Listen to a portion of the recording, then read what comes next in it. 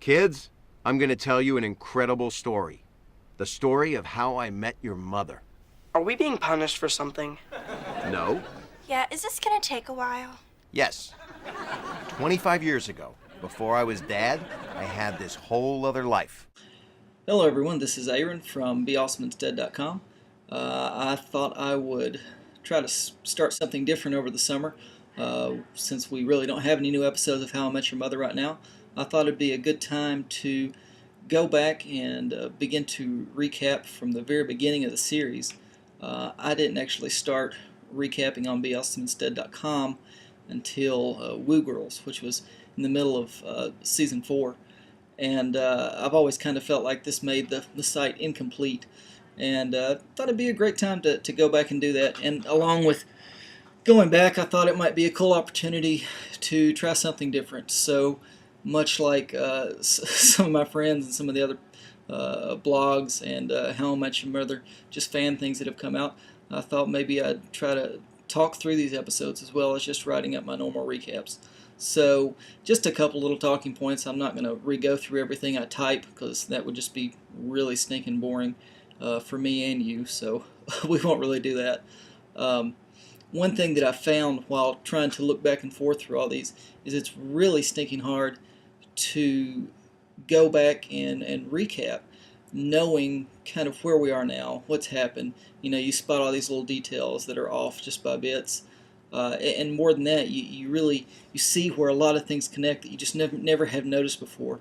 And so it's nice to look at those, but at the same time, I want to kind of have the feel from the post of not necessarily somebody who's been watching the show for forever, but maybe somebody that's just starting to watch How I Met Your Mother and starting to enjoy what's happening there.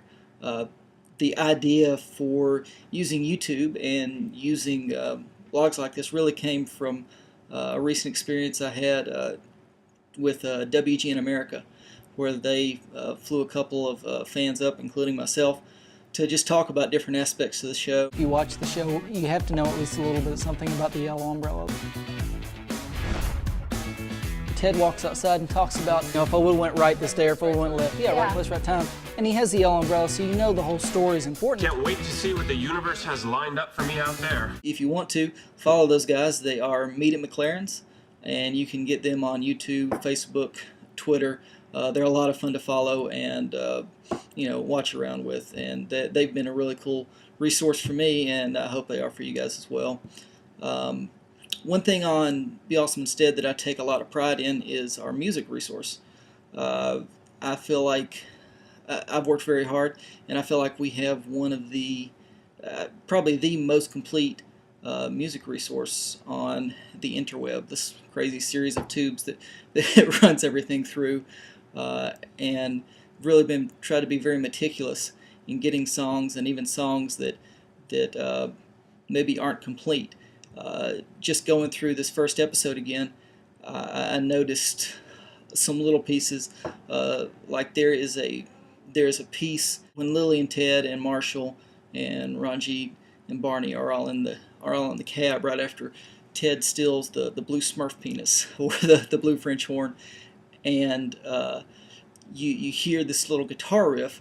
Now my guess is that's made by John Sweetheart, who is just the show composer, and he actually composes a lot of stuff, a lot of the things that people ask for on the site. You know, I want to know what this song is, and he does take a lot of inspiration from other pieces, but all in all, they're compositions of his own.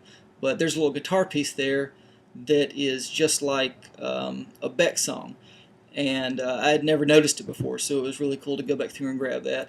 The other thing that's interesting about the music from all the seasons, but especially from season 1, is that if you watch the DVD version versus the air version, you'll get two different songs sometimes.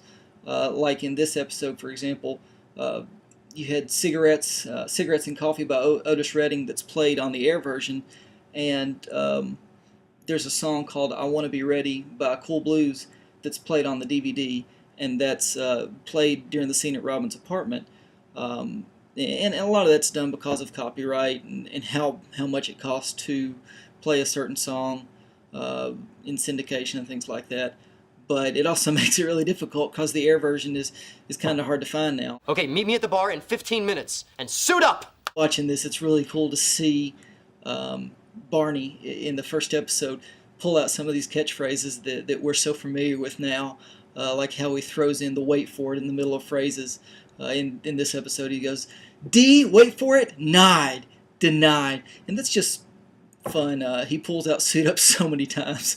In fact, when he's in the cab and just talking to Ted, he's like, Ted, you beautiful bastard, you suited up. And then when Ted's going up and he's fixing to chicken out, Barney's like, you're wearing a suit. And it's a beautiful moment with that. Love to see his catchphrases there. The best game in the world. Have you met Ted? Which is always fun to see those guys play. That comes from this episode as well. And though Barney doesn't successfully land a high five, he waits for one in the cab, and Lily just shakes her head no at him. So that's kind of fun to see all that. I love those moments and just rewatching those. That also brings me to Marshall and Lily. And I'm full of surprises tonight. So there's more surprises, like what? Marshall was in his second year of law school, so he was pretty good at thinking on his feet. Marshall's my favorite character, which I say in some of the WGN interviews. But you really do see, I think, why these guys go so well together through like Marshall's proposal and just the few minutes before and around that, as well as just how funny they are in the cab when the cabbie asks him if Marshall hit Lily, and you see some of Lily's little nympho stuff come out when she talks about Marshall giving her a spanking and stuff like that. So very funny. And then the second cab moment when Lily overhears Marshall just saying how much in love with Lily he is and when he's going to marry her. Again, just goes to kind of prove the point and show it there. With Ted, but in the beginning, Ted talks about eventually he'll just be referred to by Lily and Marshall's kids as some lame uncle, middle-aged Ted, but they'll call him Uncle, and I think that's funny because you constantly hear that over and over of him calling him, Uncle Barney and Aunt Robin, and even the very end of this episode, which is a surprise for especially if you're watching it the first time, it's going to be a surprise, but love to take that and look through it. But I love the fact and the place here. I'll tell you something, though. If a woman, not you, just some hypothetical woman, were to bear with me through all this, I think I'd make a damn good husband. Because that's the stuff I'd be good at. Stuff like making her laugh and being a good father. And what he's talking about there to me is he's saying if a woman will bear with me through, Mosbying him, through telling him I love him right on the first date, and through his corny jokes and everything else, it kind of made me wonder, is Ted going to do that when he meets the mother? I'm not going to talk about future stuff that's happening in Season 6, but it's neat to just kind of think about, with just this episode in perspective, when Ted meets the mother is one of the first, on their first dates and one of the first times he sees her, whatever, is he going to end up pulling Mosby back out, as they call it, and just saying, hey, I love you. I think I love you on the first date, or their first time alone together, something like that. I just thought that would be interesting. Well, that's really all I have for right now. I hope you guys enjoy reading the post, and I hope that throughout the summer you will all take the opportunity to just start rewatching How I Met Your Mother from Season 1. Comment along. I'd love to hear your thoughts. What are your favorite parts of this looking back? Are there some new things you notice? All that good stuff.